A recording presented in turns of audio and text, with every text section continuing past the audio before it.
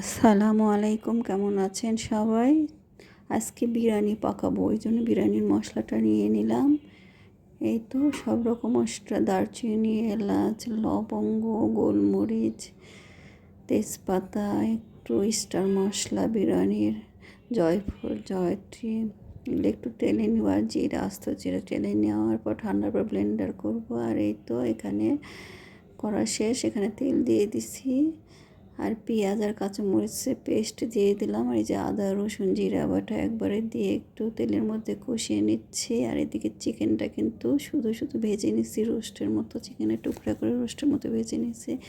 আর এতে এখানে লবণটা দিয়ে দিলাম, একটু লাল মরিচের গুঁড়ো দিলাম, কারণ মুরগির মধ্যে মশলার মধ্যে একটু ঝাল ঝাল না হলে ভালো লাগে না। আর একটু দুধ, গরুর দুধ দিয়ে দিলাম, এখানে টক দই দিয়ে দেবো।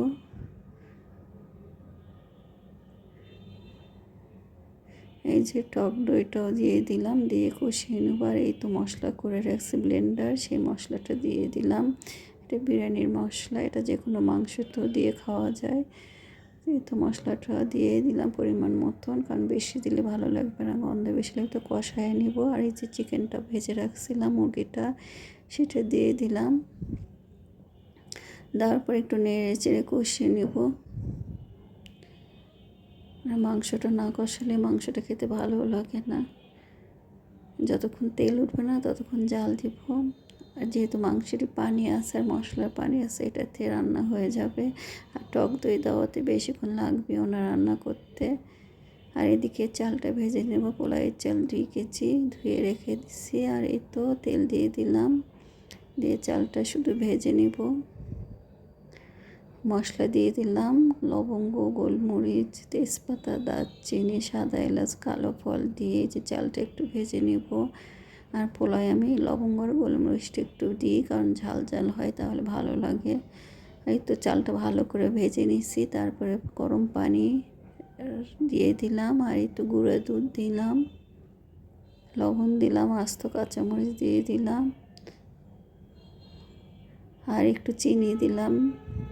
বিরিয়ানিতে মশলাতে কিন্তু একটু চিনি চিনি থাকে, আমি এখানে কোনো মশলা ব্যবহার করব না। আসলে কেনা মশলাগুলো আমরা কেউ পছন্দ করি না। কারো বাসায় গেলে তো চালের পানিটা কিন্তু ঢেকে দিই না, এমনি পানিটা মরে গেছে। যে আলুটা ভেজে রাখছিলাম সেটা দিয়ে দিলাম। আর এই তো মাংসটা দিয়ে দিলাম। মাংসের পানিতে চালটা একটু মাঝি আছে, ওটা সিদ্ধ হয়ে যাবে। ওই জন্য মাংসটা দিয়ে পাতিলটা ধুয়ে পানিটা দিয়ে দিলাম। এখন বেরেস্তা করে রাখছি, সে বেরেস্তাও দিয়ে দিব। আর একটু ঘি দিলাম, মানে গরম থাকতে থাকতে সব দিয়ে দিলাম। এই তো বেরেস্তাও দিয়ে দিলাম, দিয়ে এখন ঢেকে দমের মধ্যে রাখবো। বিরিয়ানিটা দমের মধ্যে রাখলে ঝুরঝুরে হয়, ভালো হয়। তো এগুলো দিয়ে একদম সাজিয়ে দিয়েছি। এখন ঢাকা দিয়ে একদম দমের মধ্যে রেখেছিলাম। এই যে উঠালাম, প্রায় 15-20 মিনিট দমের মধ্যে রাখছিলাম। এই তো অতি সহজে জোগাড় থাকলে, গোছানো থাকলে খুব তাড়াতাড়ি এই বিরিয়ানিটা হয়ে যায়, আর খেতেও মজা। এই তো পোলাওটা, বিরিয়ানিটা হয়ে গেছে, চিকেন পোলাও। খুব খেতে মজা হয়েছিল। তো ভালো থাকবেন, আল্লাহ হাফেজ।